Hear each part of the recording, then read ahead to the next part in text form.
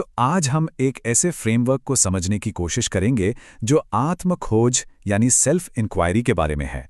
ये एक बहुत ही सख्त और समकालीन ढांचा है जो अद्वैत वेदांत और पश्चिमी दर्शन जैसी कई पुरानी और नई परंपराओं से अपनी प्रेरणा लेता है।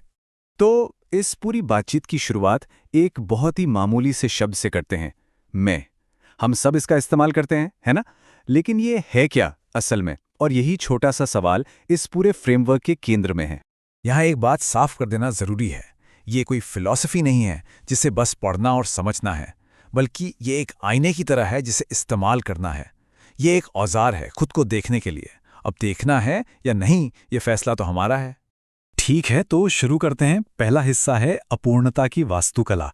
यहीं से इस फ्रेमवर्क की जो असली बात है वो शुरू होती है और हम अहंकार को एक बिल्कुल नए नजरिए से देखेंगे। देखिए, ज्यादातर लोग सोचते हैं कि ईगो यानी अहंकार एक साइकोलॉजिकल फ्लॉ है ना, जिसे ठीक किया जा सकता है। लेकिन ये फ्रेमवर्क कहता है नहीं, ये तो एक फिजियोलॉजिकल फैक्ट है, एक शारीरिक सच्चाई जो जन्म से ही मौजूद है। ये कोई खरादी नहीं है जिसे सुधारा जा सकता है, ये तो खुद ही अधूरापन है। तो असल में अहंकार है क्या? ये मैं हूं कि वो भावना है जो शरीर के साथ ही पैदा होती है, और इसकी बुनियादी शर्त, इसकी फंडामेंटल कंडीशन ही यही है कि मैं मौजूद हूं और मैं अधूरा हूं। मतलब ये किसी सदमे या बुरी परवरिश का नतीजा नहीं है, इसकी परिभाषा ही यही है। ये एक कमी की हालत है। मजे की बात यह है कि अहंकार खुद कुछ भी नहीं बनाता, ये तो बस दुनिया से चीजें उधार लेता है। हमारा नाम, हमारी डिग्रियां, हमारे रिश्ते, हमारी मान्यताएं, सिर्फ इसीलिए ताकि उसे महसूस हो कि वो असली है। ये सब एक मचान की तरह है जो इस अधूरे मैं को सहारा देते हैं। तो ये तो हुई अहंकार की बात। अब सवाल ये उठता है कि ये काम कैसे करता है। यहीं पर आता है हमारा दूसरा हिस्सा, अहंकार की अपरहत मशीनरी। यहाँ हम देखेंगे कि अहंकार की ये बुनियादी समस्या कैसे हमारे शरीर और मन को हाईजैक करके दुख पैदा करती है। यहाँ एक बहुत ही जरूरी फर्क समझना होगा, फीलिंग और इमोशन के बीच का। देखिए, शरीर तो फीलिंग्स पैदा करता है, जैसे सीने में एक जकड़न हुई या अचानक से गर्मी महसूस हुई। ये सब फिजिकल हैं, अपने आप आते हैं, चले जाते हैं। लेकिन अहंकार क्या करता है? वो इन फीलिंग्स को पकड़ता है और उन पर एक कहानी चिपका देता है। तो जो सिर्फ एक गर्मी की लहर थी, वो मेरा गुस्सा बन जाती है। और यहीं से हमें हर तरह के साइकोलॉजिकल दुख की जड़ समझ में आती है।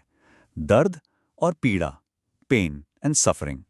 दर्द तो शरीर की एक सीधी साधी प्रतिक्रिया है, मान लीजिए यह है पहला तीर। लेकिन पीड़ा तब होती है जब अहंकार उस दर्द पर अपनी कहानी बना लेता है। यह है दूसरा तीर जो असल में हम खुद को मारते हैं। पीड़ा का मतलब है दर्द और उसके साथ एक कहानी, एक विरोध और एक पहचान। और आखिरी फर्क है सावधानी और डर के बीच, कॉशन और फियर। सावधानी तो शरीर का एक इनोसेंट रिस्पॉन्स है, जैसे कोई गाड़ी तेजी से आपकी तरफ आई तो शरीर ने रिएक्ट किया, खतरा टला, बात खत्म। पर डर हमेशा अहंकार का होता है। ये अपनी उस उधार ली हुई पहचान को, अपनी राय को, अपनी इज्जत को बचाने की कोशिश करता है। अब हमने अब तक प्रॉब्लम की बात की, तो जाहिर है अब समाधान की ओर बढ़ना होगा। और यहीं पर यह फ्रेमवर्क एक बहुत ही हैरान करने वाला आइडिया सामने रखता है। हमारा तीसरा हिस्सा, प्रेम आश्चर्यजनक इंजन। जरा सोचिए, क्या ऐसा हो सकता है कि सारे दुख की जो जड़ है उसके अंत की चाबी भी उसी में छुपी हो? क्या हो अगर अहंकार की अपनी ही बेचैनी, उसकी अपनी ही ऊर्जा उसके खत्म होने का ईंधन बन जाए? और यहीं पर इस ढांचे का सबसे बड़ा और शायद सबसे जरूरी ट्विस्ट आता है। प्रेम कोई एहसास, कोई भावना नहीं है। प्रेम तो अहंकार की अपनी ही बेचैनी है, अपने इस अधूरेपन को मिटा देने की एक पैदाइशी तड़प। हर इच्छा, हर चाहत असल में सत्य की ओर, अपने ही अंत की ओर प्रेम का ही एक भटका हुआ रूप है। तो फिर ये रास्ता दिखता कैसा है? क्या करना होता है? यहीं पर आता है चौथा हिस्सा, एक सतत ईमानदार युद्ध। और जैसा कि नाम से ही जाहिर है, ये कोई आसान सीधी सादी मंजिल नहीं है। ये फ्रेमवर्क आध्यात्मिक तरक्की के जो आम ख्याल हैं उन्हें सिरे से खारिज कर देता है।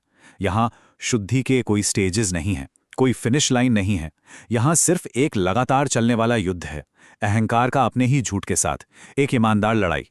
और इसी वजह से ये फ्रेमवर्क कई दूसरी परंपराओं से एकदम अलग खड़ा होता है। ये नव अद्वैत की तरह ये नहीं कहता कि अरे आप तो पहले से ही पहुंचे हुए हैं, ना ही ये सेल्फ हेल्प की तरह खुद को बेहतर बनाने की बात करता है, बल्कि ये तो कहता है कि खुद ही तो असल में प्रॉब्लम है, और नहीं ये बौद्ध धर्म की तरह कोई स्टेप बाय स्टेप रास्ता बताता है।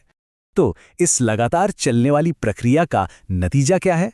5वां और आखिरी हिस्सा, अंतिम संस्कार में पार्टी, हमें बताता है कि मुक्ति और आनंद का मतलब इस फ्रेमवर्क में क्या है।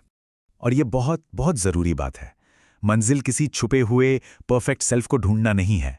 पूर्णता का मतलब अंदर से भर जाना नहीं है। इसका मतलब है उस एक की गैर मौजूदगी जो हमेशा अधूरेपन का रोना रोता था।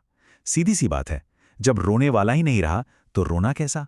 और आनंद, जॉय, ये कोई शांति या सुकून वाली अवस्था नहीं है। ये एक एक्टिव, एक सेलिब्रेटरी चीज़ है। ये अहंकार का वो जश्न है जब अपनी ही फालतूपन को, अपनी गैर ज़रूरी होने को देखता है। ये एक तरह से अहंकार की अपनी ही फ्यूनरल पर पार्टी है। तो आखिर में ये फ्रेमवर्क कोई तसल्ली नहीं देता, कोई आरामदेह कहानी नहीं सुनाता। ये सिर्फ एक आईना सामने रख देता है, और सवाल बस इतना सा रह जाता है, जब कोई उस आईने में देखने का फैसला करता है तो होता क्या है? और इसका जवाब किसी विश्लेषण में नहीं, बल्कि उसी फैसले में छिपा है।